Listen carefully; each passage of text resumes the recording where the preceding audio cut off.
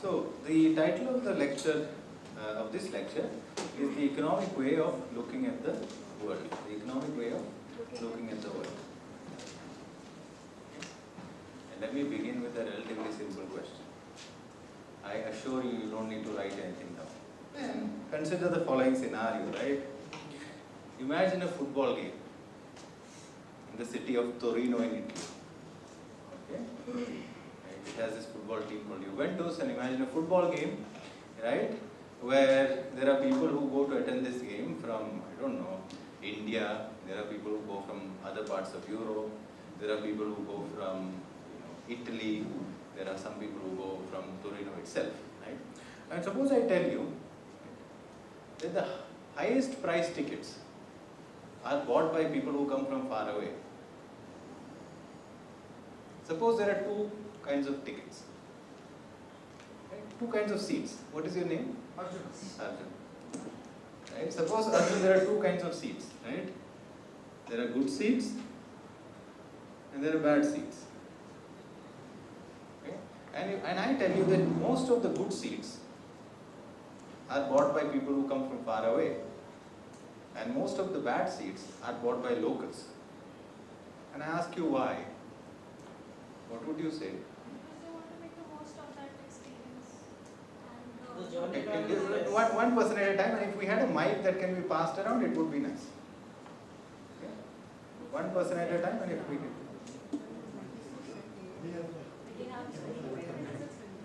So maybe that mic can see on that side and this mic. Okay, and if you can say your name and Hello sir, my name is Vartika, and I think people who come from like far away places, they want the good seats because they want to make the most out of that experience. They like, if I'm going to a concert, I want to make sure that I'm getting a good seat because I'm spending that much money anyways. Bad seats may be from the local because they might be used to it, like it's general experience for them. Okay, okay. Anyone else? You can say whatever you want to say. I mean, not whatever, but pertaining to the question that I've asked. Right? So. Hello sir, my name is Vipin. Yes. I think sometimes people who travel for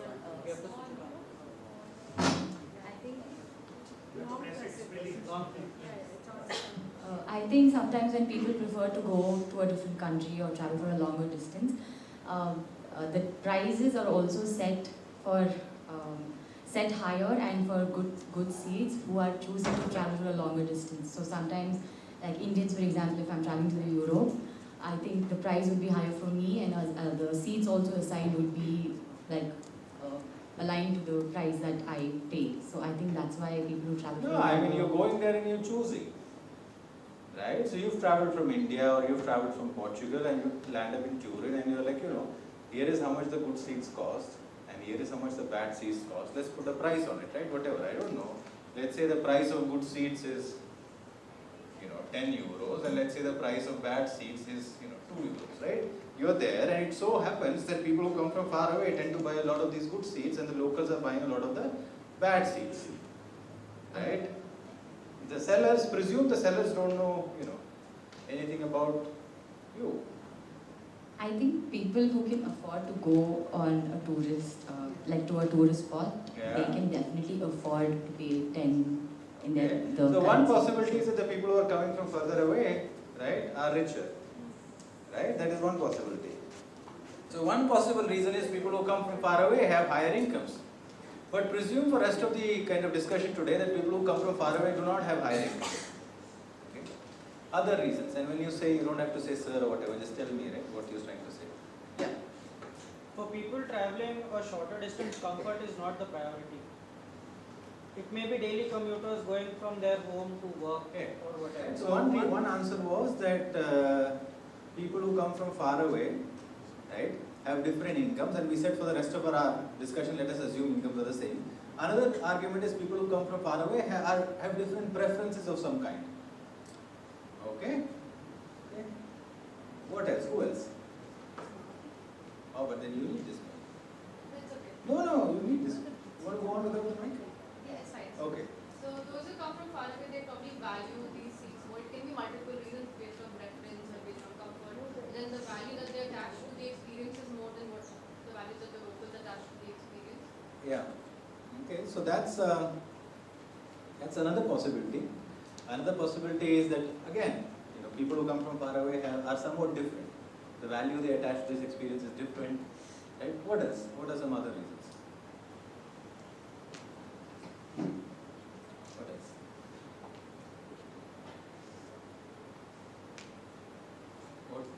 Anything that comes to your mind, In an economic sense, Feel you can free, say this that- is a safe space. In an economic sense, you can say that it's the return that they're getting for the investment. Okay, but why are people from far away buying a lot of the good seats? And No, why? because they're investing into it, right, for the experience. Okay, so somehow they seem to get more kick out of the experience as compared to the locals. Okay, what else?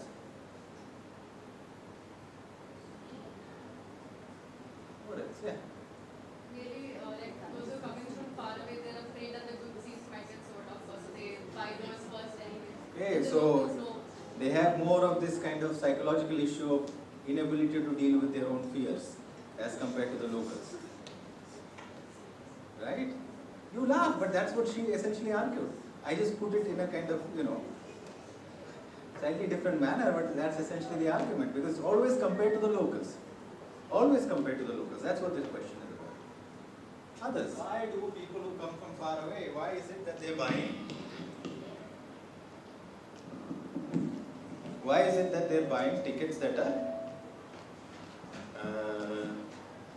more expensive? Others.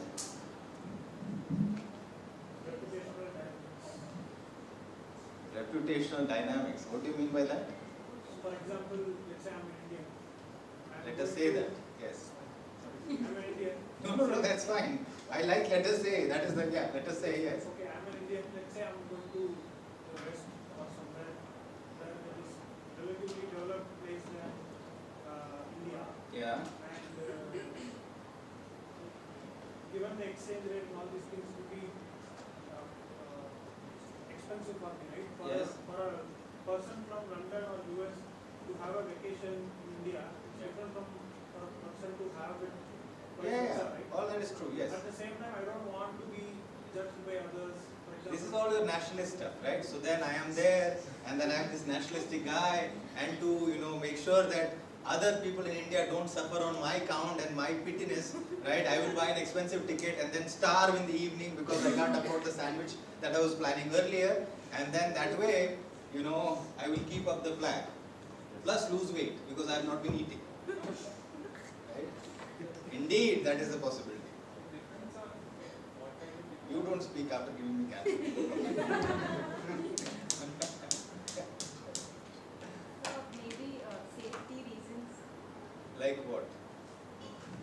Maybe this is not from an economic perspective, but if I'm traveling to a country where Indians are not really respected, or there are racial discrimination, so I would want to be in a space where there is like more safety. So maybe paying more will provide more safety. I don't know. I'm just So guessing. the women in this room. Okay? Suppose I tell you that Turin is immensely racist. And I give you the choice between living in Bangalore and Turin. Where would you rather live? Or let us say, where would you feel safer? Attacked by men of your own color, although not racist. Although not racist. Attacked by men who share your skin color for non-racist reasons, or risk a racist attack in Turin. I don't know. If I were a woman, If we're getting attacked here yeah. as well as there, then the factor would Yeah, change. it doesn't seem that we are doing, the likelihoods are similar. If you look at the crime data. But in principle, yes. Since we are in the world of theory, yes. But maybe one last thing and then we'll go. So, No, fine. दे दो उसको दे दो. Cancer भी देगा और answer भी देगा. I mean, so it depends on the context of data. Like, are people coming from higher income countries to lower income Yeah, so, countries to watch? Because that wouldn't add up to their, like, it wouldn't be much of a cost for them. Like, they would prefer. Yeah, assume the incomes are the same. So when you were out, we were saying, that was one of the first answers given. Assume the incomes are the same. No income difference. Assume the incomes are the same. Now, then one last comment and no, go on. Yeah. So, Entertaining answer, please. no, I think for tourists, the opportunity cost is more. Like if they're going to a stadium to watch football, Yeah. as compared to the locals who stay there and who can probably go more often than the tourist. Yes. So they are willing to pay more for that experience as compared to a local. What's your name? Ruth.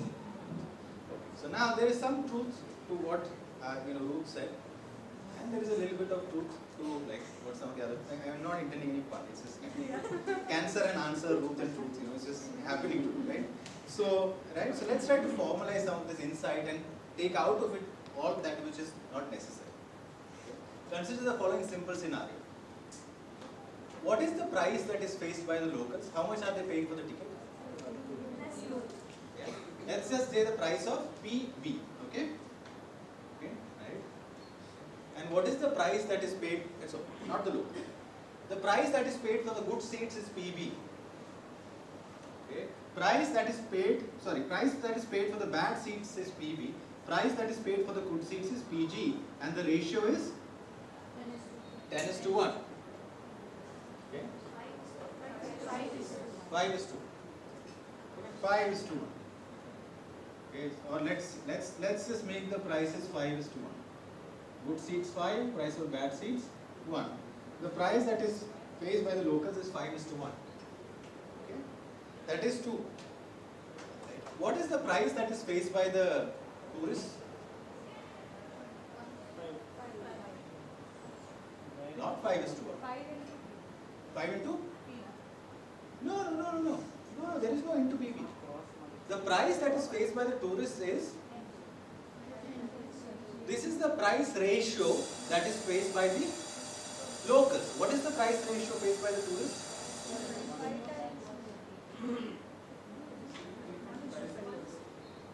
No, why would it be 1:5? No, 5:1, yes. But you have to modify it in some way. In what way? No, not difference in currency. None of you need your laptops, by the way. 5 times your pay. No. Exchange rate is not a problem. You go there, you change your currency, you're done. Travel cost. Who said that? What's your name? Sidra. Travel cost. Suppose the cost of travel is T. That's the amount of money I take to get to Turin. What is the price of good seats for me? PG plus T. What is the price of bad seats for me? PG plus PB plus T. Suppose T is, 5. What is the price ratio faced by the person who's coming from far away? 10/6.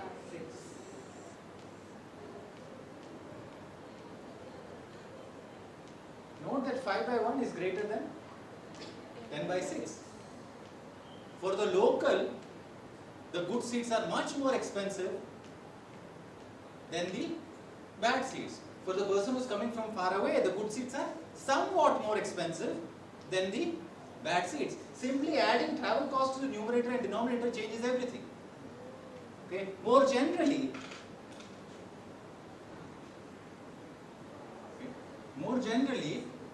right, PG divided by PB is going to be greater than PG plus T divided by PB plus T, assuming T is greater than 0. In fact, as T goes to infinity, what does this number go to? As T gets larger and larger, what does this number go to? Guys, come on. As the numerator and the denominator both increase, what does that number go to? 1. That number goes to 1. The ticket prices no longer matter. It's as if the bad seats and the good seats are same price, because most of my cost is the cost of getting there. So the price ratio that is faced by a person who comes from far away is not the same as the price ratio that is faced by the locals. For the person who comes from far away, the good seats are not that much more expensive than the bad seats, and therefore they tend to choose more of the good seats. They are just facing different prices. Okay? Right? They are just, yeah. So how is the travel cost of the locals and the people coming from far away same? It's not the same. It's not the same. The The price ratio faced by the locals is this. Travel cost is 0.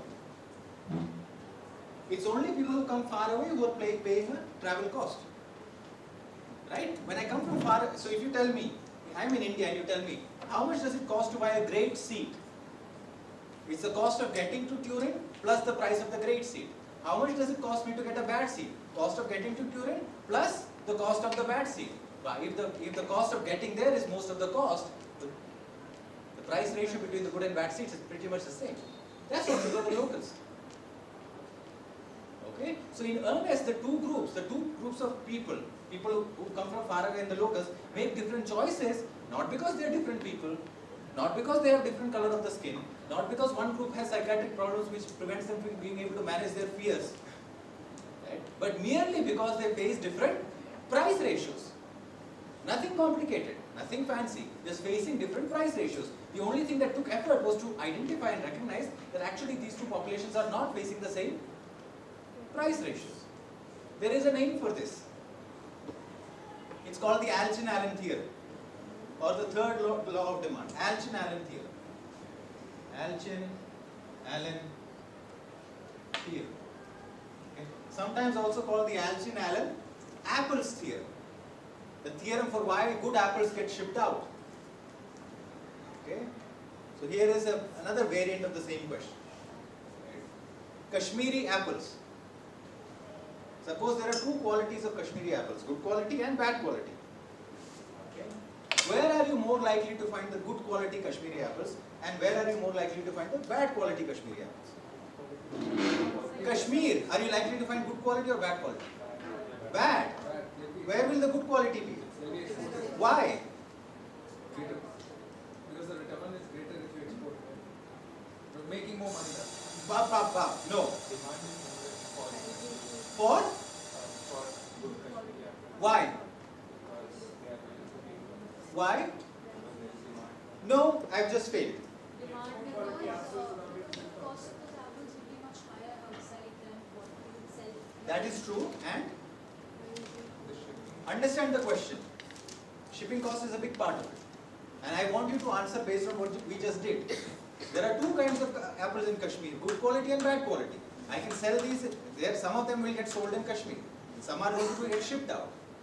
And let us say they get shipped out to, I don't know, Western Europe. The good quality ones are costlier for the Kashmiris compared to the shipping cost. The shipping price. Shipping cost is the same. Then it makes sense to sell the good apple. Exactly. Shipping cost is the same.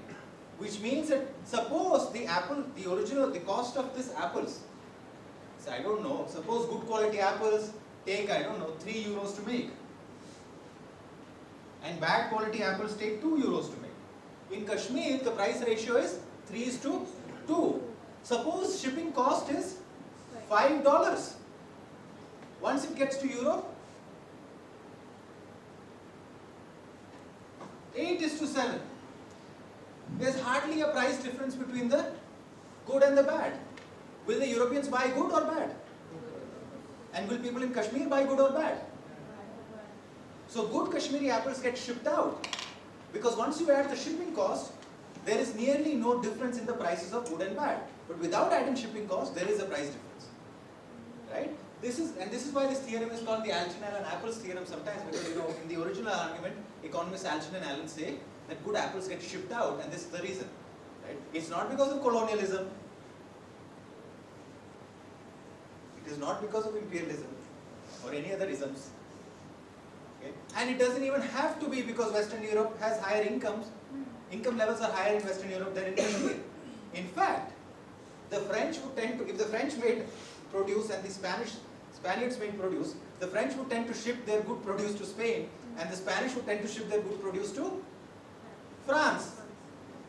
Simply because once you add transportation costs, right, it's worthwhile to ship the good produce, but if it's often not worthwhile to ship the bad produce. Very simple. Now, which are the sectors of the economy where this effect is going to be least pronounced, and which are the sectors where this is going to be most pronounced? Least pronounced where? Consumer goods, but the luxury goods would have to be. No. Where is this effect coming from? In terms of apples, where is this effect coming from? No. Very simple. Where is the effect coming from, guys? Transportation costs. Transportation costs. Wherever you have low transportation costs, this effect will be nearly absent. Which sectors of your economy do you have low transportation costs? Services, IT services, no transportation costs. You can get something to the US in no time. So there is no Alchian-Allen effect per se. It is not that good quality services get exported because of this effect and bad quality services don't. Nothing of the sort.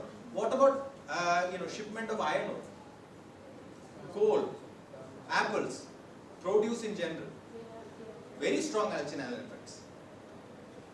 Okay. Why am I saying all of this? Why did I begin this?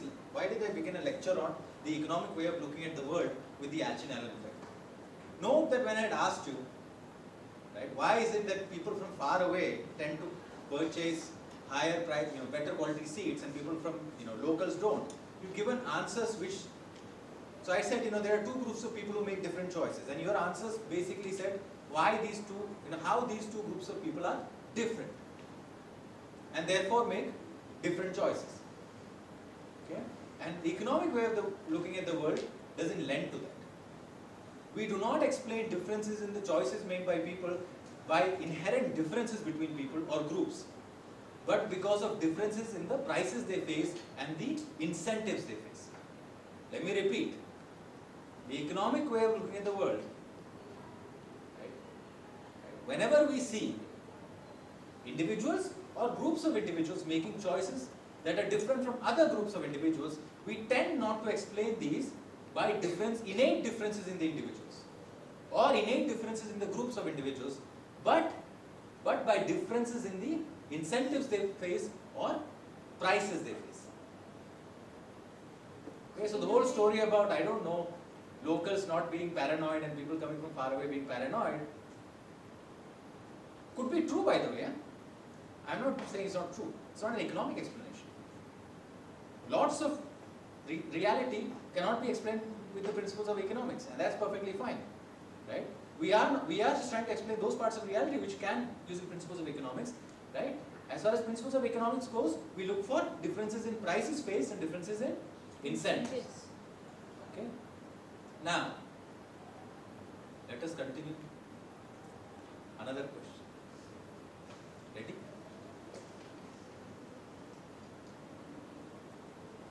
Slums. Slums. I don't know. Are there slums in Bangalore? Yes. There are? Where?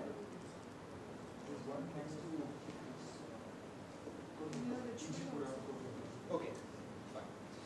There are of course lots of slums in Mumbai. Mumbai is pretty well known for slums, right? I think Kochi also is beginning to have some slums. Delhi has slums, it's had for long. Lima, Peru has slums, right? Nairobi has slums. Many countries in East Asia have slums. Cities particularly. One of the things we notice when we go to a slum is that slum dwellers often have televisions but no toilets. Some of you may know this. Some of you may have seen this if you've walked into slums. Most of us have actually met somebody from a slum at some point of time in our life, had a conversation, and you realize they would have televisions.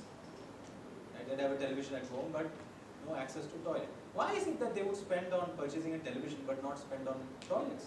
Why do they? Why? Okay, one person at a time. Let's get started. What's your name? I forget it. Emerald. Yes, Emerald. Tell me. Emerald, look at what his coffee did to me. Absolute memory loss. I don't know what his book is.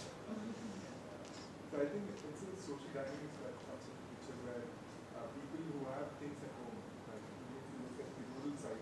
You want to speak into the mic?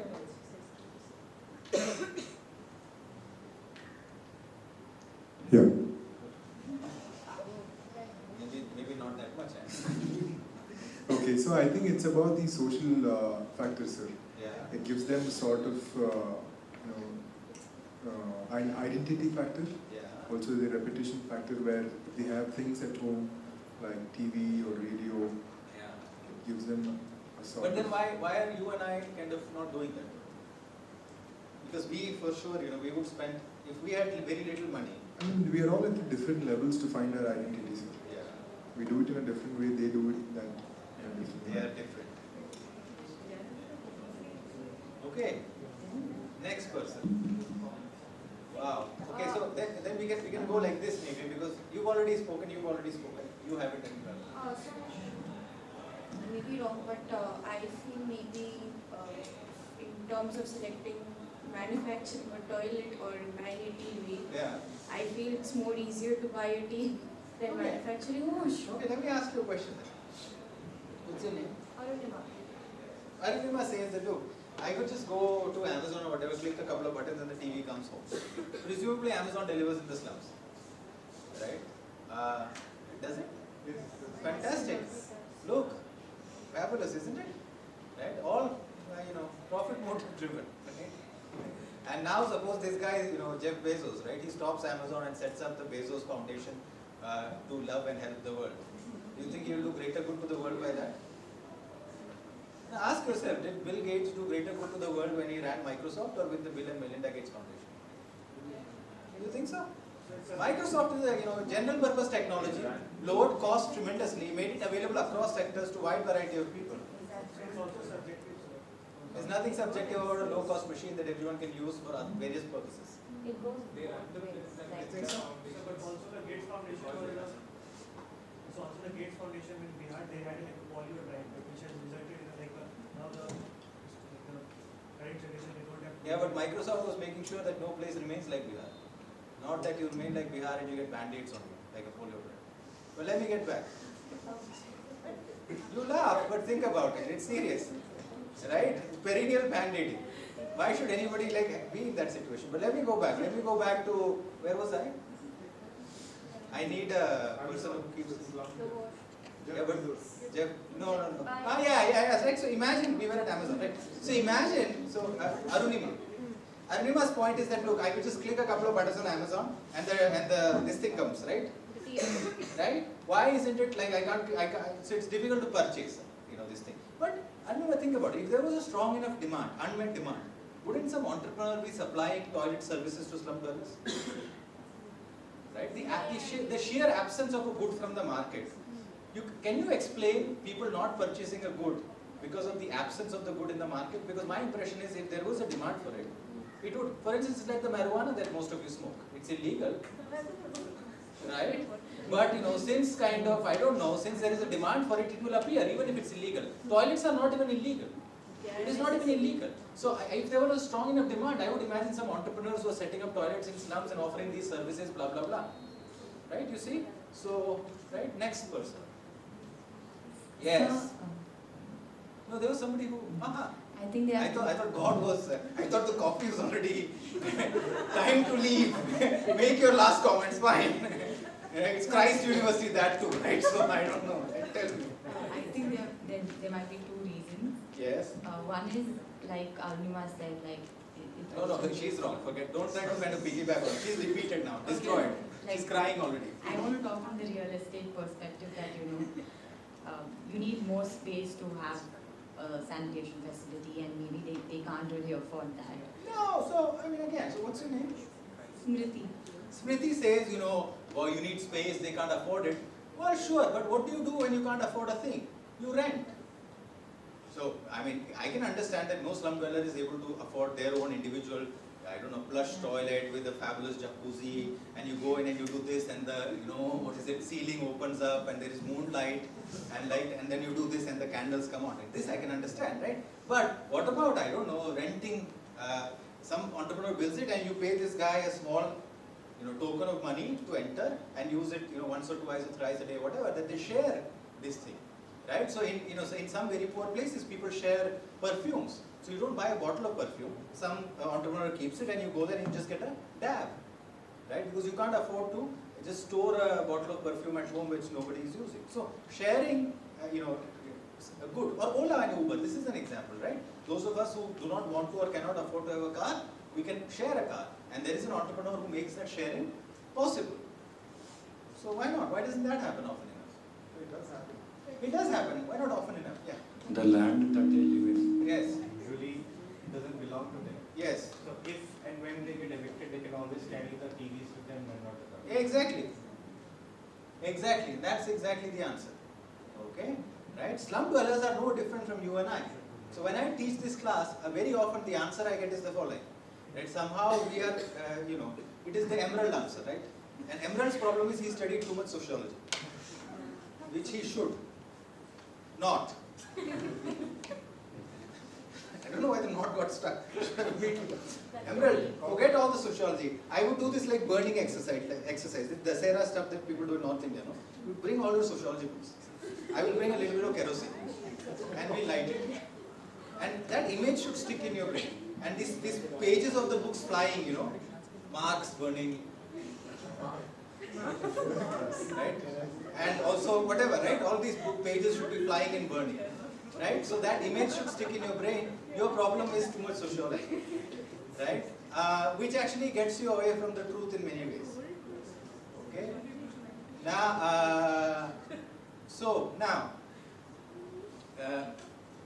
Now note that slum dwell, so the answer I typically get is repeatedly that we are somehow different from people in the slums, right? It involves some amount of we are better, right? Some people are just like we are better, and others are like this is what I hate. There is a sympathetic version, right? Like we are better, but there are reasons why they behave that way. We shouldn't look down upon them, but we are better, right? Like there is this social complicated thing that one slum dweller buys a TV, the other guy has to buy a TV. But since the other guy also pisses around, it's okay to piss around. It's kind of, there is all this stuff, right? You don't need all of that. The argument is much simpler, right? The land on which they live does not, they don't have secure property titles over the land. Okay? Which means that when the government comes to evict them, right, they can run with the television but not the toilets, right? This is also why entrepreneurs would not build toilets. This is why the product is missing, because any entrepreneur who builds a toilet has to build something which is a fixed asset, and you also have to build plumbing and sewage, right? Now all of that cannot be taken, and now any asset that you invest in from an economic point of view, right, it gives returns over a long period of time. That's the very nature of assets. Right? That is what distinguishes an asset from a consumption good, right? The returns are over a period of time. Right? Which means that if there is a risk that the asset will disappear over a period of time, it makes you less likely to invest in those assets. Sir, I have a question. Yeah, one moment. Right? So the slum dwellers need not be any different from us to choose toilets or choose televisions over toilets. In fact, you and I would do the same thing if we had been in their position. This is the economic point of view. This is the economic point of view. That what's happening there? Is there something exciting happening? Is there someone lecturing apart from me in the middle of my lecture? Someone here? I have to post guards now. Right? So when one group, again, same story. Right? Notice the similarity. Right? People from far away making different choices from people, locals in terms of buying football tickets. You and I making a different choice from slum dwellers in terms of sanitation versus entertainment. Again, these can be explained without any innate differences between the two social groups, merely based on, in the first case, differences in prices, in the second case, differences in incentives that the two groups face. Let me take your question. Sir, do you think the slum dwellers also do not want to invest, or maybe they do not have that right over making toilets in their place, because there are various government schemes, and somewhere they also have this tendency to believe that the government is responsible for making. No, again, these are the kind of answers I get all the time. They have this belief that government is responsible for this. Are you telling me that if you and I lived in a society where the government did not provide any sanitation, that we would live without sanitation and televisions? Are you telling me that I would watch television and just go piss outside all the time? No. I wouldn't. I would figure a way where we can build a toilet. In fact, I don't need to figure a way myself. Some entrepreneur will figure the way as long as she knows that I am willing to pay for it. If a good is missing from the market, that means often one of two things. Either there is a government regulation which says the good should be missing from the market, right? Or second, consumers do not want that good. But how do we identify the good that is not there in the market or missing from the market is actually needed or required? Well, no, needed and required are words that don't exist in the lexicon of economics. Okay. Consumers either demand a good or they don't demand a good. Needed and required have no place in economics. If there is going to be a demand for the good, the market will be there. Sorry, the good will be there in the market. If the good is not there, it probably means there is no demand for it. But what I'm not able to understand is how are you defining that a good is not there in the market? As in, So people make a lot of money for being able to tell that. So entrepreneurs make money precisely by doing that. And very often they get it wrong. But those who get it right, become the Elon Musk of the world. Right? So if as an economist I was able to do it, I wouldn't be lecturing here. I would be at the Taj and Manoj and I would be, chatting away and, having good wine in the evening, Why would I be here, right? Plastic, this is my coffee cup, everyone. Let this be recorded. This is the kind of coffee that, right? I would be doing this. I don't have that ability. I can't look at a market and say which good is missing because consumers do not want it and which good is missing despite the fact that consumers want it. But this is what entrepreneurs do all the time. so in a way, consumption is created. They also do marketing to create some things, but that's, those are complicated stories. Let's leave all that aside, but see, you don't need innate differences between people to explain differences in the choices that different groups of people make, right? Including the difference that you pointed out. Okay. Hernando de Soto. Who's heard of Hernando de Soto? Manoj has. Okay. 1, 2. Oh, good. That's not bad. It's pretty bad that no one else has, right? Okay, Hernando de Soto. So you have to read this book called The Mystery of Capital. The Mystery of Capital. Okay. De Soto. Right. The Mystery of Capital. Hernando de Soto, The Mystery of Capital is probably very cheap on Amazon now. Okay, if I were you, I would order it today. Okay, right? De Soto, he did an experiment in Lima, Peru, where he convinced the government. And this is a fabulous thing for all of you who are already studying public policy. Right? Every time you hear about an idea, the first thing that should come into your mind is not that I believe this, but hey, let me go try this out in the real world. For entrepreneurs, it's easy to try things out in the real world. They just need to raise capital, have a few kind of people who are kind of backing them, and they can get on with the game. In your case, you need to convince somebody in government to do this, and this is not trivial at all. It's not trivial at all, right? That's where a person like me kind of doesn't have the patience to kind of act, whereas someone, kind of qualities that Manoj has, right, plays a big role, right? So Hernando de Soto was able to convince, I don't know whether it was the government of Peru or the government of Lima or whatever, right? He was able to kind of run this experiment on a small stretch of the slum in Lima, where they said, let's assign property titles, right? That is, let us take each piece of the land and whoever has lived there, let's say this is now your property. That is, you own it, so you can sell it, you can change it, you can do whatever you want. Okay, right? And he says that there was a phenomenal transformation in that space. It was no longer a slum. Okay. Again, do you see how economists see poverty? It is not something to be solved by injection of wealth from outside. Right?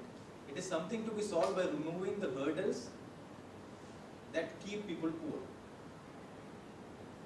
Okay. In some senses, from the economic point of view, each of us is capable of creating prosperity for ourselves, and so are most groups. But the reason why some groups remain poor is because of the institutional setting in which they find themselves. And if you can change the rules of the game, if you can change the institutional setting, they will create wealth not only for themselves but also for everyone else. Right? So De Soto reports that he found phenomenal changes in this space. It was no longer a slum. But I leave it to you to judge whether the experiment was, how to kind of read the results of the experiment. But you should most certainly order De Soto's book, right? Very relevant for us. Also very relevant for us in India for the reason that he works in a poor, developing country, which has many of the problems that we do. Right? So he's not speaking to you from Western Europe or any of that. Okay, Hernando de Soto. It's a pity that Hernando de Soto did not get the Nobel Prize and Abhijit Banerjee did.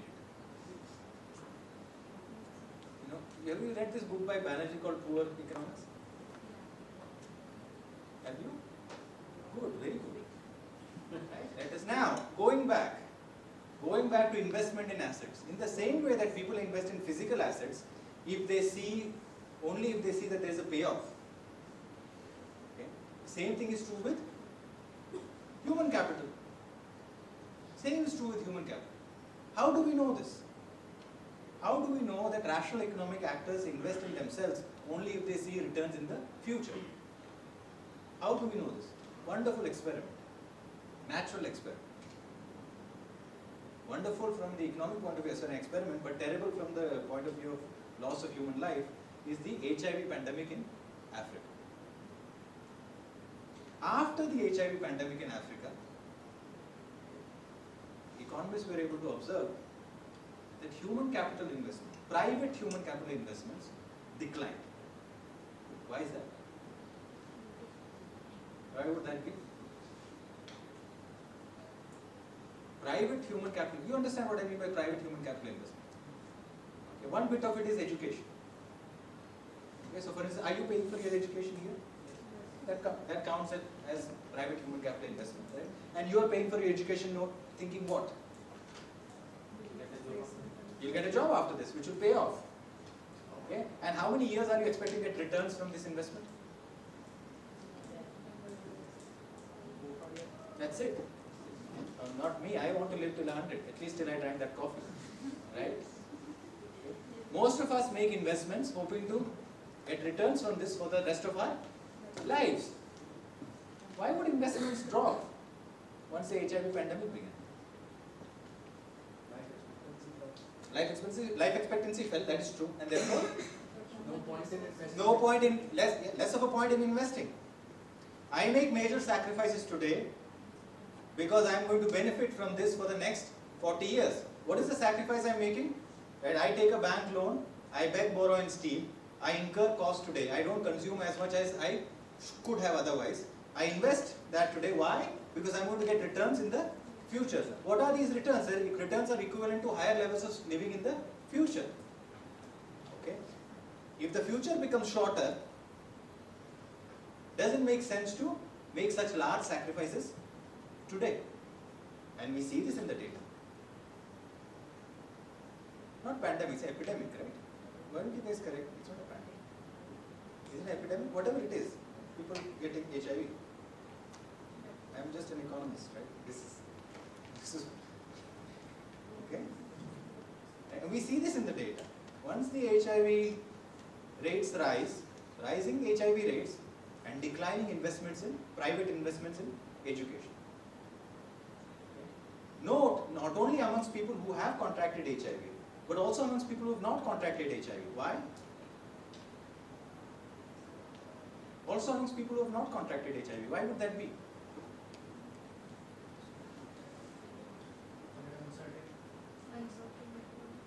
Possibility that they will contact. Exactly.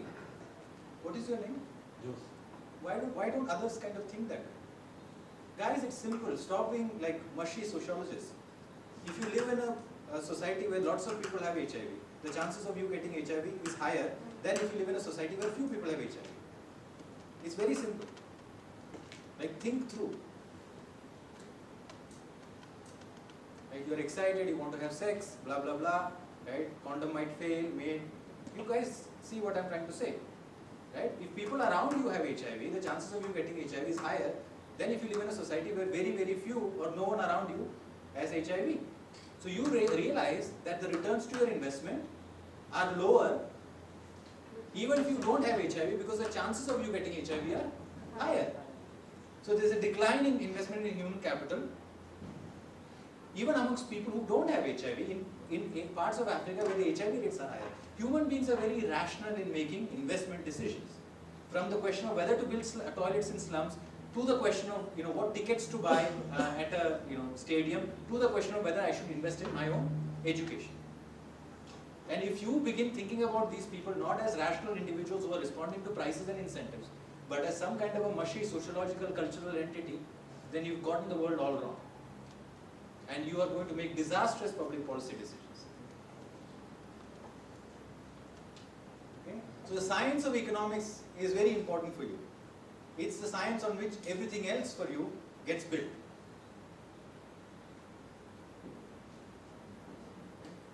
Questions or comments? Remarks?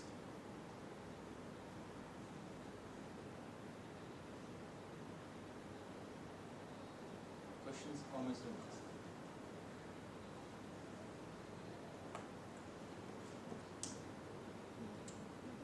How much time do I have? Life expectancy increase if there is some sort of institutional intervention which gives them, for some example, personally, the institution gives them some sort of nets to protect them. Okay, yeah, so you've been reading Abhijit Banerjee. So, admit it. You've been to Bengal recently. Okay, right? So, no. Okay, let me actually repeat. What's your name again? Ashwin. Let me repeat Ashwin's question. He said, wouldn't life expectancy increase if we make investments in, public education, like, telling people about how to use malaria nets or whatever, right? Or even telling people, how to use condoms, for instance, right? Yes. My argument was not about whether the government should invest in education or how much. My argument was, you observe this phenomenon, that private, not government, private investments in education decline. And you're trying to explain this. You don't need any funky theory. It's very simple. What happened in Africa with, HIV, would probably happen in Ukraine with the war. If the chances of me dying have increased significantly, should I go to college this morning? I don't know. Right? Yeah. So some sort of epidemic breaks out in some high So for example, some sort of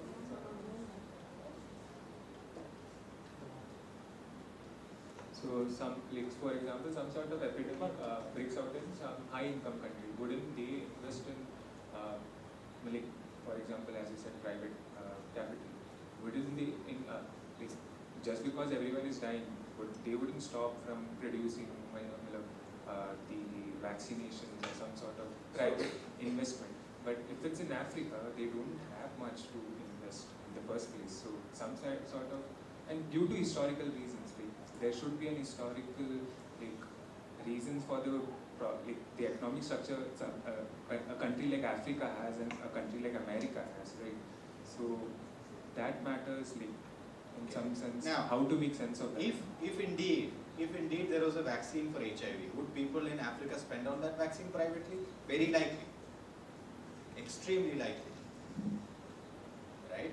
But the fact is, such a good does not exist in the market. Even if the good existed, what if the people don't have much to invest? For example, their resources are being taken away by some other country. And they, for example, some central parts of India are where a lot of resources are mined, but they don't get the investment out of the resources where they live nearby. Those are not inherently resources. Right. Those are not inherently resources. They become resources because somebody somewhere has found a use for them. Understand that nobody is poor because somebody has taken something away from somebody. Okay. Slavery, exploitation of one society by other, right? Exploitation of one group of people by another has existed for millennia. In fact, that has been the nature of human order. One tribe captures another tribe. Right? One country captures another country. So in that case, the people who own that particular place, if that was their private property, the other person wouldn't be able to come and exploit the resources. Exploit not in the negative sense, just use the resources to produce goods, right? The person who can exploit those resources would be the person who is owning that private property, right? Okay. So let's go step by step. Right? First of all, this thing, right, again, this idea that somehow the world became richer because of colonialism or imperialism is a myth.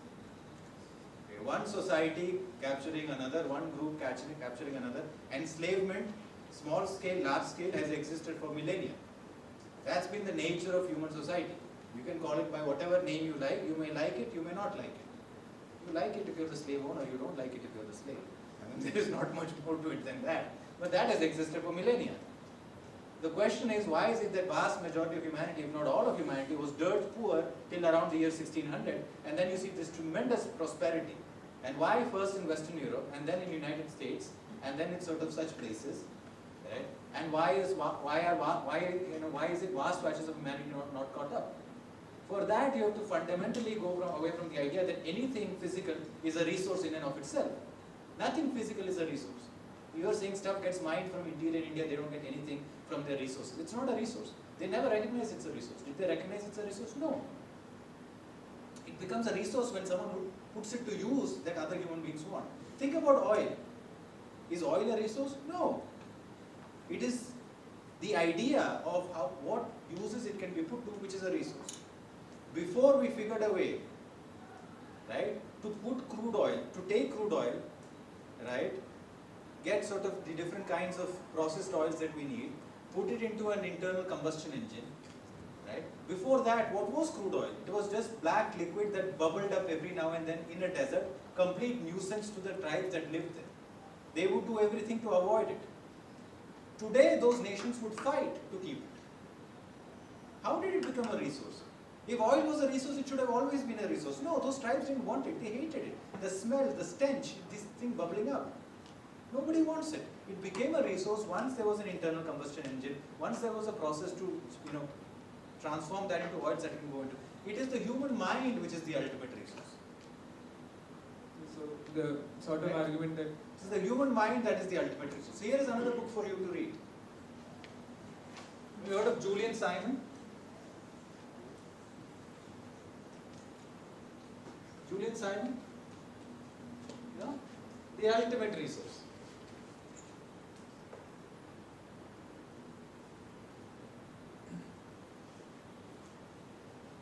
The ultimate resource. Okay? This is available free of cost.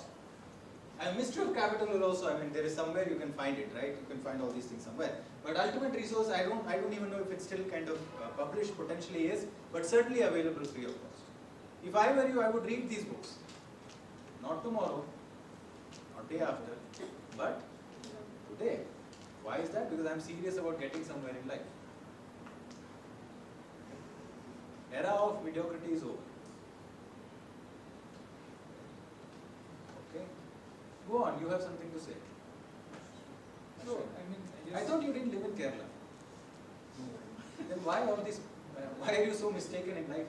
So, but it's not a sociological view, right? It's a pure economical view, right? The kind of argument that Locke uses to say that because the tribes in America didn't know how to cultivate their lands and the colonial... I'm not saying that. Locke is just saying that because he wants to build an argument, supporting, the capture of one group's land by another group. I am not saying that, I don't see it that way at all. So but okay. That's part of the making of private property argument. Sure. Whether private property evolved this way or that way is of no interest to me. What I'm interested in is the consequences once it evolves. So where he's coming from, he's read too much, that is his problem. So, right. Now, John Locke is this kind of philosopher, right? And Locke is in a society where Europeans have come and, settled on, taken, stolen, grabbed lands that were accessed by people in, let's say, North America and also in Australia, right? And he is facing this problem, philosophical problem, right, which is the following. He has written a lot about private property and respecting private property. And then here are his people, white in color, who have gone to other people, who look red to them. They don't look red to me, they look kind of brownish, maroonish, whatever, right? Right? And they kind of, now, know that tribal life or nomadic life often involves walking around a lot of land. So then he and his white people went and just took this, I am now doing agriculture. Now he has to keep defending private property on the one hand, and he has to tell that this was okay. How do you do that? You say that what was taken from them was not private property. They don't have any private property. They don't have any property. It was not their land. They were not using it. They were just roaming around. Now it's private property that we have taken it. Now if they come, we can shoot them because we are defending private property. But them coming to shoot us is a problem because it is not private property, we created the property. Okay. Me, I don't care. I'm brown. I'm not white. Okay. Second, I don't live in the year 1700. Third, I don't care two hoots about John Locke. This is nonsense. Locke is just trying to defend, customs and the history of a particular people. Kind of taking resources away from another group of people, and he's trying to keep it consistent with some philosophical notions. I don't do such stuff. I do economics. This is why I do serious stuff. Right? Locke was not doing serious stuff. Right? That kind of stuff doesn't take much of an effort. I could do it. I could write that overnight. I'm Manoj and I could play this game. Right? Pick our favorite group. You got that group. Manoj, make this argument. Then Manoj says, Vipin, my favorite group, make this argument. We could make arguments all night about, how that is consistent with this. And we don't have time for this. You can go to philosophy departments. I've never been to one. I don't waste my time.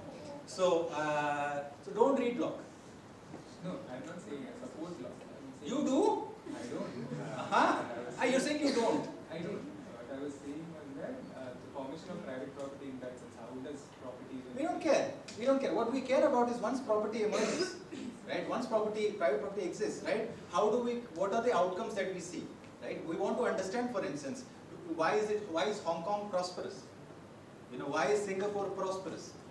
Right? Singapore, when it got started, doesn't even have freshwater resources. How does it become prosperous? Doesn't have the kind of resources you're talking about. There are no mines there are no large mines or whatever. There is no oil. Right? How does Singapore become prosperous? Right? And why is it that a Mumbai does not? Mumbai does to some extent, but nothing like a Singapore, right? They know the use of resources, they know how to make utilities. No, they were a very free market economy. Anyone can come, open a business, close a business, enter and exit. It also has free capital flows. You keep hearing the government of India talk about preventing capital from exiting a country. You put rules for preventing capital from exiting a country, no one will enter. Singapore never had such rules. Okay, right? So our concern is more with societies that have prospered, and so we are not in any way trying to justify what happened. I mean, it's none of my interest. Look at the color of my skin. I don't have that interest. And look at the era I live in. Right? It's not 1700. Right? As land is a limited resource, so how do we allocate that? Land is not a limited resource. Just tonight, just look up. Why do we have to cultivate on land at all? You can cultivate on anything, any medium that you create. Agriculture, for example, can only be done in certain lands. No. Not every land is cultivable. But you don't even need land to do agriculture. Go to Norway. Go anywhere. I mean, it's just a question of the cost. It is just the fact that the cost of doing something makes it very cheap to do it in certain places. And what does the cost depend on? The cost depends on technology we have. What does the technology depend on? On the ideas that we have. Once ideas change, technology changes, cost changes. Nothing. Do not take anything to be fixed in an economic system. Okay. Nonetheless, going back. So going back, Ashwin actually took me down kind of a rabbit hole. So So here are things not to do. Do not read poor economics. Do not read Locke. Yeah, I'm talking to Ashwin, you can still talk to him, but it cannot be more than 15 minutes a week. Okay, and if he tells you he's read something, then do not read that. Okay, right? Whatever Ashwin is doing is fine, but he's also done, it seems, some of the. I mean, you read a lot, right? You do, right? So it's very important to sequence your reading. Right? So if I were you, I wouldn't just try to read what Ashwin is reading now, because he's also read stuff before that, right? So I would kind of begin sequencing my reading, and these two are fabulous places to begin with from a public policy point of view. Okay? I think we are close to finishing our lecture. We have half an hour if you have queries or... We're done an hour? Yes. Done an hour? So let me actually try to kind of... If you are looking at the economic way of looking at the world, one thing you can take away is that we never explain differences between groups, almost never. Differences between groups in terms of their choices or outcomes based on innate differences between people. Okay, but we look at the difference in prices they have and different incentives that we face. For instance, we seldom if ever say that Nigeria is poorer than Switzerland because Nigerians are lazy. No. Instead, we say that there must be something in the rules of the economic game in Nigeria which is creating circumstances such that Nigerians are not able to produce wealth for themselves. And there must be something in the rules of the economic game in Switzerland which is creating circumstances, right, whereby they are producing wealth for themselves. Even if you tell me Nigerians are lazy, Vipin, Nigerians are lazy, look, I have data, right? They're just kind of, slouching around, they're not working hard. I would still tell you they're probably lazy because there's something in the rules of the economic game such that the optimal behavior is to be lazy. Let me give you an example. Around the year 1600, 1500, there is an English traveler or some other Western European traveler. I should be able to find this reference at some point. Who was traveling by different parts of the world, including Japan, and he passes by Japan and he writes, the Japanese people are so lazy. They just slouch around, they don't do much, right? There isn't any entrepreneurship, there isn't any attempt to increase productivity. Right? Japan changes completely after the Meiji Restoration. What happens during the Meiji Restoration? Meiji Restoration, farmers get more freedom in choosing what to produce, how to produce, and what prices to sell it to and whom to sell it to. And you can keep a share of the profits. Suddenly the farmers who were slouching around become active participants in the economic game, and Japanese society gets more prosperous. So our question is less of, why is it that Japan was a feudal society, how did it get to feudalism, right? Or why the transformation happened? That's a very difficult political question. Why is it that the Meiji Restoration happens when it happened? Why did it not happen 100 years before? Okay? Right? That's a very difficult question. That's this political economy stuff that we are talking about. But from the economic point of view, it's predictable. Once you give farmers a share to the profits, they are no longer lazy. They start working hard. Things, society transforms. Right? He has a book called The Asian Drama. Mridal got the Nobel Prize with Friedrich Hayek. Actually, you would know this. You're probably a reader of Mridal. And Mridal got the Nobel Prize with Hayek, right? And Mridal has this book called Asian Drama, where he says that, look, the Asian economists, and this is, can someone look up for me when the book Asian Drama came out? 2008. No. 2008 is when the most recent publication. It's sad that people are still republishing, but how do we stop that? 1968. 1968. So 1968 he writes Asian Drama. Send him back to Kerala. That is the punishment that this boy deserves. Off you go to Kerala and right? So Asian Drama, right? And he says that the Asian, understand 1968 Asia. What is Asia, by the way? China, India, right? There is East Asia, right? Japan is kind of a little bit of a different story. So this is kind of your broad Asia, right? China is dirt poor. Dirt poor. India is dirt poor. Okay? East Asia is dirt poor. And Mridal looks at all of this and says Asian Drama, these people will never get prosperous by markets. Why? Because they don't even respond to prices. A, they are not very entrepreneurial. And B, they don't respond to prices. They don't really behave according to profit-loss calculus. Okay? So this market stuff that got Europe out of poverty, that broke feudalism, right? All of that, that's really not going to work in Asia. Might work in the United States, might work in Western Europe because people are different. They respond to prices and incentives, right? Bad economics, not even economics, right? China opens after Mao dies, massive economic growth. East Asia reforms, massive economic growth. India reforms, massive economic. Today, people would laugh at such a thesis. Laugh. Laughable. Can you come to Bangalore and say people don't respond to prices and incentives? Can you go to Mumbai and say that? What about the half a dozen, or not half a dozen, there are like 24 major cities in China. Can you go there and say people don't respond to prices and incentives? Can you say that to the Chinese billionaires or the ones who want to become billionaires in China? No. Not true. Right? And so the fundamental sort of presumptions of the science of economics, which is people respond to prices and incentives, and that is what shapes their choices, right? Seems to be, at least as far as today is concerned, seems to be a reasonable assumption. And that is the economic view of the world. Everything else, including the stuff that we do tomorrow, follows from this. Everything else follows from this. But that is what should be ingrained in you. Rational individuals making decisions based on prices and incentives, right? So wash out all the other nonsense, right? Like, your mind, your brain is like a cloth, it's a dirty cloth, right? Dip it in water, wash out all the rest, right? And if things are not washing out, this stone which you can beat do the beating, right? Wash it out, right? And then this evening I invite you at 8 o'clock, and we will, what's it called? Emerald will tell you about the place. We will be burning some sociology related text, right? And so Emerald will bring some of his own. Me, I'm going to throw something in just for kicks and giggles.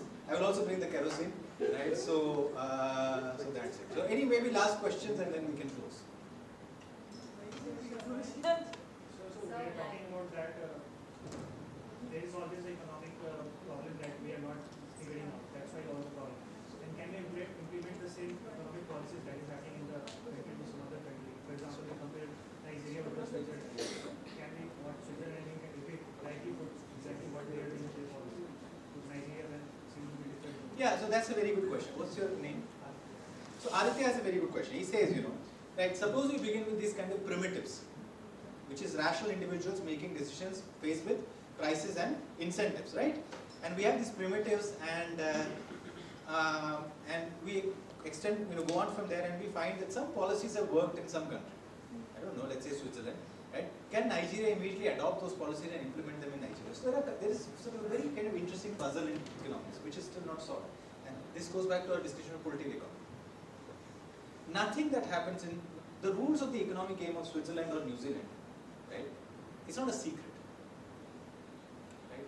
If you go to the New Zealand government's website, you will see their constitution, right? You will also get, what are the rules of the economic game? What does it take to open a business? What does it take to close a business? If you don't like the rules today, and you go back, if you want rules from 50 years ago, you can just hire a research assistant, right? That person will get it to you in a month or so. If Nigeria wants to adopt those rules, it's almost no cost to get it. So the first question is, why doesn't Nigeria adopt those rules? Because the gains are massive. One answer that is sometimes given is Nigeria doesn't adopt it because there will be some losers, and the losers are in power. Okay? So for instance, imagine a company which is a state monopoly over the production of scooters or whatever. Okay? If you make the markets more competitive, everybody wins. This, by the way, is your Bajaj story. Everybody wins except that company which has a monopoly. In the Bajaj case is beautiful because even that company won. They are a much better company today than they used to be. But take the hypothetical case that there is a company which has a monopoly over something. We will all get better scooters, but that company gets eliminated. Now, if that company can influence government, it will never allow for that change to happen. So that's where public policy people like you come in, because you keep writing articles, you keep giving lectures, and you weaken them so much in the public space that it becomes difficult to pursue that policy anymore. Okay? So one of the reasons the change doesn't happen is because there will be losers, and the losers will never happen. Now, of course, you may say that why is it that the winners can't compensate the losers? If the gains for us are so much, because if we can grow to the level of New Zealand, the income growth is so much that we should be able to compensate Mr. Bajaj and everyone else who's going to lose out. Problem is we can't sign a contract with. How do you sign a contract that you were a monopoly, you were doing so well? You know the jingle, Hamara Bajaj, have you ever heard of it? Manoj and I have, when we were in. It was not Hamara Bajaj, it was uska Bajaj. Hamara kuch bhi nahi tha, hame to scooter bhi kharab tha, right? But the point is that, we can't sign a contract with them which is enforceable.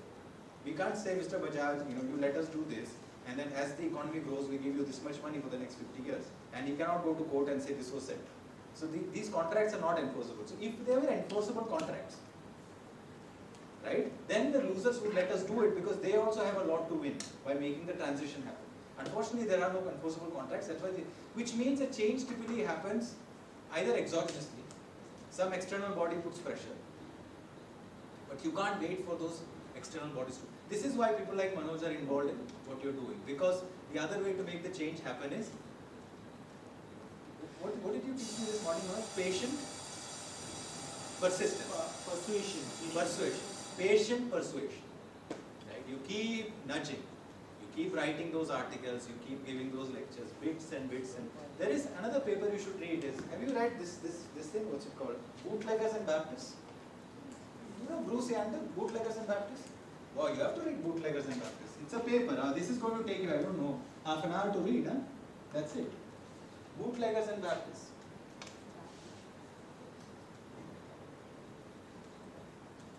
Bootleggers and Baptists. Okay, Bruce Yandel.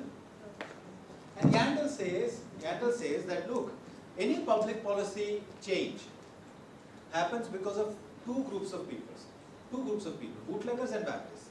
So for instance, he looks at prohibition of alcohol in the US. Okay? He says two groups of people were involved in this. One, the bootleggers. They want prohibition. Why do they want prohibition?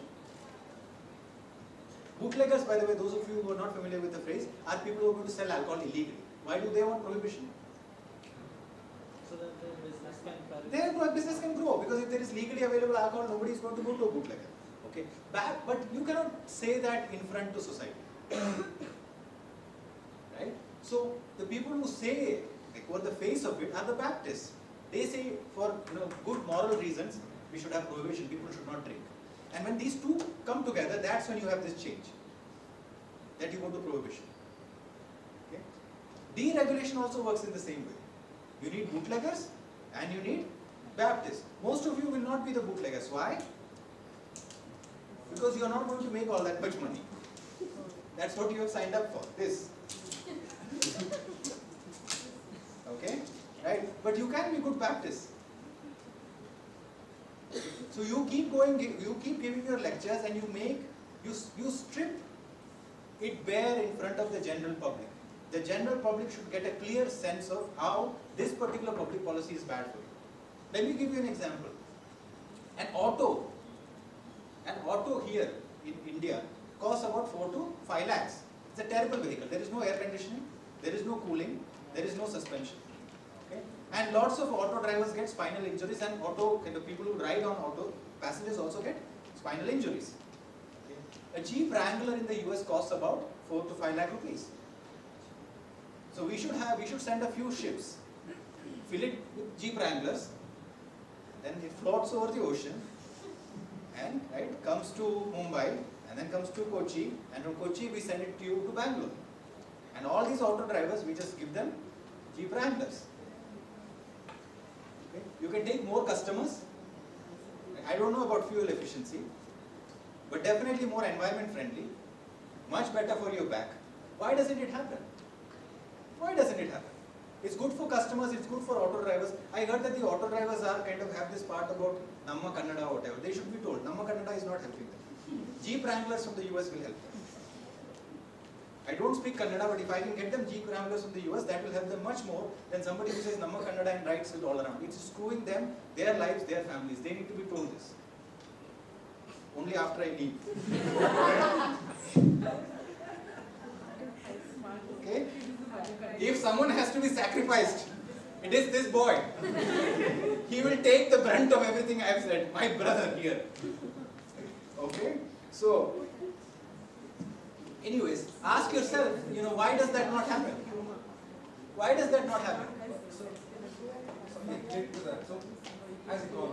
No. Wait. Let me finish this and I come back to you. Why don't Jeep Wranglers get imported and used as autos here? No, nothing. See, we are done with that. All that flimsy stuff we will never do. You have to go wash. Why? No, we have to wash your brain. Why? Protectionism, but in particularly what? It's difficult to get them here. No, there is no difficulty. You want me to, if you give me political clearance, I'll get it very quickly. I promise. I will go on the ship myself. I'll be on the ship standing on a Wrangler. Yeah, exactly. And you know the form it takes. This domestic interest protection, which both of you pointed, the form it takes, there are very high tariffs to the import of second-hand car, on the order of 200%. So the 5 lakh machine, by the time it gets here, 100% is what? 5 lakhs. Another 100% is 5 lakhs. Then it becomes a 15 lakh machine. It doesn't compete with the auto anymore. By the way, the regulation is much more stringent than this. Why? Because this is just the tariff barrier. There are non-tariff barriers. To even get the sign up, once you get it here, there is lots of regulation which says this is what an auto is. That has to be followed. So here is your job. Right? There are two ways in which you can change this, right? One, you either become politicians, you fight elections and win, or you just strip this bare in front of the general public. The general public should know when this person screeches from pain because a disc has slipped, he should shout out, reduce tariff. Ah, reduce tariff! You see what I mean? Ah, reduce tariff! That's what should be like echoing in the hospital. Right? And should come out and say, I hate the auto industry which has lobbied to keep this tariff on, because they are the ones who would stop this, exactly as you said. It is the manufacturers of new vehicles in India who would stop this. By the way, we should not be manufacturing new vehicles in India at all. India is a labor-intensive country, and capital, abundant labor, scarce capital. Have you been to a factory that manufactures automotives? It has very few workers. Capital heavy, few workers. We should be importing second-hand cars and using it. Why? Second-hand car usage is what? Labor-intensive. What do you need to do with a second-hand car? You keep fixing it. That is labor-intensive activity. We should actually be importing second-hand cars, using it in India. We should also be importing second-hand cars, fixing it, and sending it to the rest of the world. We should not be into the business of manufacturing new cars. I mean, I'm putting it in an extreme sense, but you guys get the picture, right? So indeed, we should absolutely reduce import duties on second-hand cars. Now, so this is where public policy, students like yours, you come in. You do what the bootleggers, sorry, the Baptists do. You have to put on your Baptist caps, right? And keep writing, keep pushing, keep appearing in places and strip the problem there, right? And then it becomes unsustainable. It becomes unsustainable then, right? And then you can do various gimmicks, like if you can get one Jeep Wrangler and you put auto on top of it and you run it. And for that you can get support, right? So that's it, right? So get excited about public policy. There is a lot to do. There is phenomenal change to be brought out in the world. None of this is going to happen with mushy thinking, like history of blah, nobody cares. Boring, right? Right? Get excited about economics, right? And not indifference curves or whatever else, microeconomics, no. Like good books, good stuff. A book you should read. Last thing, Thomas Sowell, Basic Economics. Basic Economics, Sowell, Thomas Sowell, still alive, but we don't know for how much longer, which is true for all of us, but you know, he's a good economist, he's very old now, right? Thomas Sowell, Basic Economics, right? Order that book today, it's very, very good, right? Get excited, there's lots you can contribute to the world, right? And I will stop with the last bit, following up with the auto. You know, So I sometimes go give talks to people who are learning economics and public policy, right, to motivate them to do better, right. And the reason I do this motivation stuff is that some of them, particularly those undergraduate students, are people who, they tried engineering, it didn't work out, they tried medical, it didn't work out, and then, you know, they got into this because whatever, right? Is that your story? Is that your story? That's fine. This is a safe space. Right? So, and then they're like, you know, I'm just here because nobody else wants me, blah, blah, blah. Right? Then I say, well, that's fine. That's history and that's fine. But now we get started from where we are. Right? Now ask yourself, how many kind of spines can a neurosurgeon fix? If she's a very prolific neurosurgeon, and I know a very prolific neurosurgeon, she did a few thousand surgeries in her life. That was more brain surgery than, you know, spines. But, you know, 1,000, 2,000, 3,000 spines. How many spines can an economist fix or a public policy maker fix? Many, many more. If you can bring down the tariff on the autos, or no, import of second-hand cars, and if the autos become Jeep Wranglers, which they automatically will become, once you bring down the tariff, then you don't have to worry, because the market and profit motive will take over. Somebody will figure a way to ship it and ship it at the lowest cost. Your job is not to figure out how that will happen. Your job is to reduce the burden, right? And if that happens, many spinal injuries would be prevented. You have actually contributed to the spinal health of millions of people, much more than a neurosurgeon can do. You are much better at neurosurgery than a neurosurgeon. And as a public policy maker and as an economist, you are much better at most people's jobs than those people. And with regards to health, neurosurgery being one of them, your intervention is at a much superior place. Neurosurgeon acts only after injury. You have prevented a scenario where the injury would occur to begin with. So get excited about public policy, get excited about what you're doing. What you're doing is exceptionally important, Not only for yourself, but for everyone around you. Make your lives count for something. Okay? Right? So get these books, start reading, start talking, right? To everyone except to yeah. I didn't say. The girls said. Okay, so take care. Maybe one last question and we close. So, yes and yes. So you spoke about, you spoke about how, people act rationally, right, in their own self-interest and all that, but then as economists, Yes. okay, to what extent are we to keep on assuming that they are always going to make a rational choice? It's a good question. And what are some drawbacks of that assumption? There are.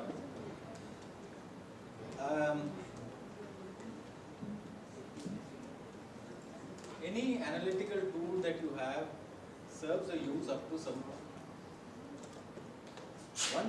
Once you reach that point, you must shed that tool for other tools. And if you don't do that, you won't grow. A little bit like a snake. For it to grow, it has to keep shedding its skin. If you are doing advanced macroeconomic theory, then our discussion would be very different. Because they need other ways of thinking about human beings.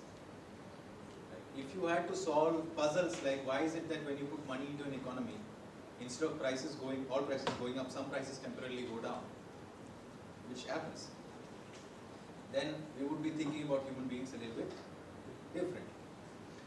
Possibly, right? The domain in which you are functioning, the rationality assumption is good enough. And it can go a long, long way.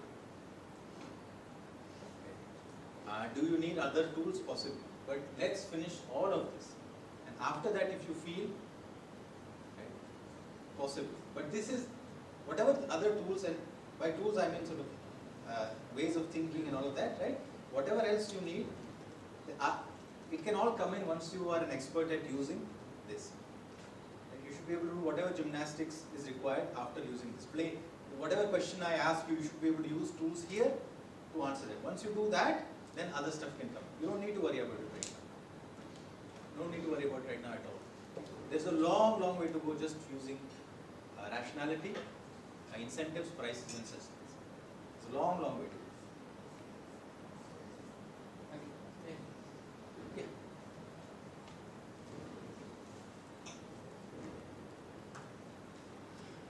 So I have a similar question to what Arjun asked. Again, the assumption of perfect rationality when consumers make decisions, because when we look at behavioral economics, it says there's bounded rationality, right? So a person would rather pay for a 5 rupee plastic bag instead of buying, let's say, a 100 rupee jute bag which they can reuse later.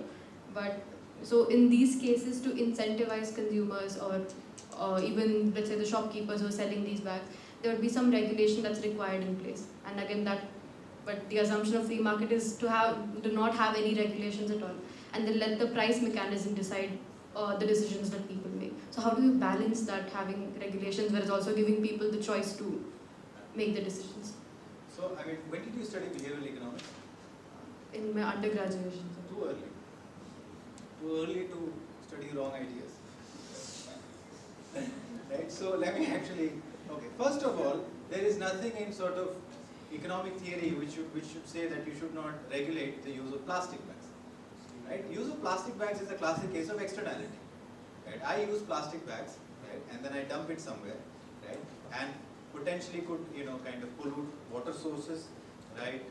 It could potentially damage flora and fauna, right? And if if it's going to get burned, right, and then it affects air quality, right? Also depends on how it's burned and all.